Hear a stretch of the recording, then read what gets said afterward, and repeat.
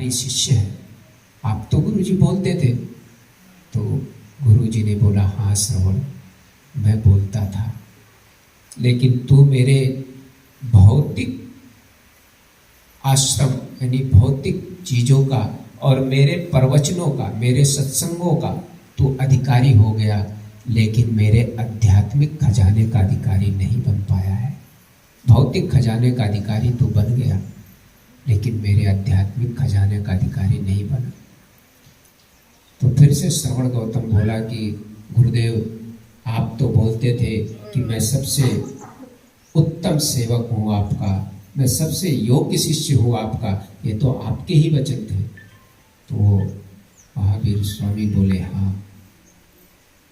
मैं बोलता था। बोले, मेरे वचनों में एक संभावना का बीज छुपा होता है। जब गुरु शिष्य को बोलते हैं ना, तो एक संभावना का बीज होता है, और वो अपने करुणा, कृपा, आशीर्वचन से उस बीज को सींचते हैं। जैसे एक किसान जब खेत में बीज डालता है तो उसको खाद पानी डालता है और उसमें संभावना रखता है कि इससे मेरी बहुत सुंदर फसल होगी, है ना। तो ऐसे ही गुरु अपने शिष्यों को एक संभावना का बीज डाल के, दीक्षा दे करके, फिर उसको ज्ञान से, सत्संग से, करुणा कृपा से उसको सींचते हैं कि इससे एक सुंदर फल निकले, यानी सुंदर वृक्ष तैयार होगा, एक योग्य शिष्य बनेगा। लेकिन बोले, क्या तू मेरे संभावनाओं को, मेरे उस करुणा कृपा को बचा पाया?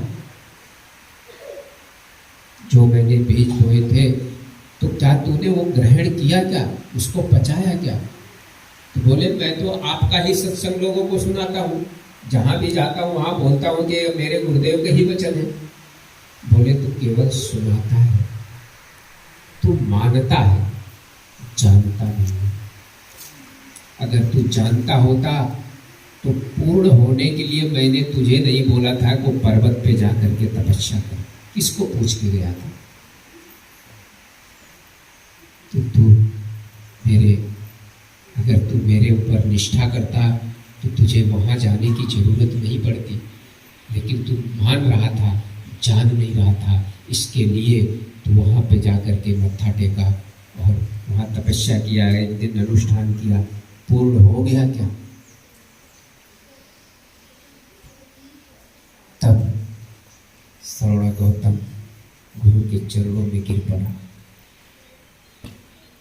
कि गुरुदेव आप ही बताओ मैं क्या करूं।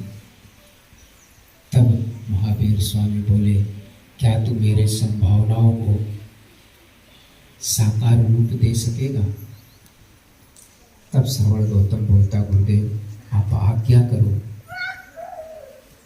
फिर महावीर स्वामी ने उसको एकांतवास में भेजा साधना के लिए, और साधना करके श्रवण गौतम पूर्ण हो गया।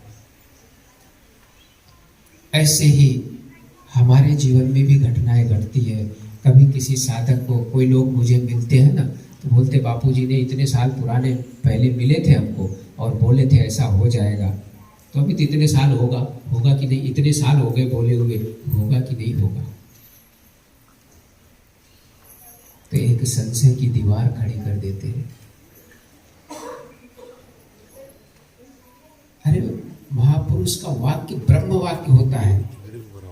ऐसा कितने बार हम सभी अपने इन कानों से सुना है कि बापूजी ने बोले हैं, अभी भी बोले कि मैं व्यासपीठ पर बैठूंगा और बैठूंगा। बापूजी बोले कि तुम हमारे बच्चे तो हृदय से हमको बुला रहे हैं कि मैं आऊं, मैं तो आऊंगा, और कोई नहीं भी चाहे, यानी विदर्भी नहीं भी चाहे, तब भी बापूजी को व्यासपीठ पे बैठने से रोक नहीं सकते हैं। ये ब्रह्म है। लेकिन हमको बुलाना उचित है, बुलाना चाहिए, तड़पना चाहिए गुरु जी के लिए, लेकिन संशय नहीं लाना चाहिए, होगा कि नहीं होगा, अरे होगा ही होगा। बापूजी ने ये भी प्रसंग सुनाए हैं कि दादा गुरुजी ने कहीं पे बोला था, किसी को वचन दिया था ना कि मैं आऊंगा, है ना। तो दादा गुरु अंतिम यात्रा पूरी करने के पहले वहां पे जाके सत्संग किया, फिर अपनी यात्रा की। सुना है कि नहीं सुना ये प्रश्न? सुना है ना। फिर तो मेरे गुरु ने बोला है कि मैं आऊंगा, तो ये ब्रह्मांड की कोई ताकत नहीं है जो बापूजी को व्यासपीठ पे बैठने से रोके।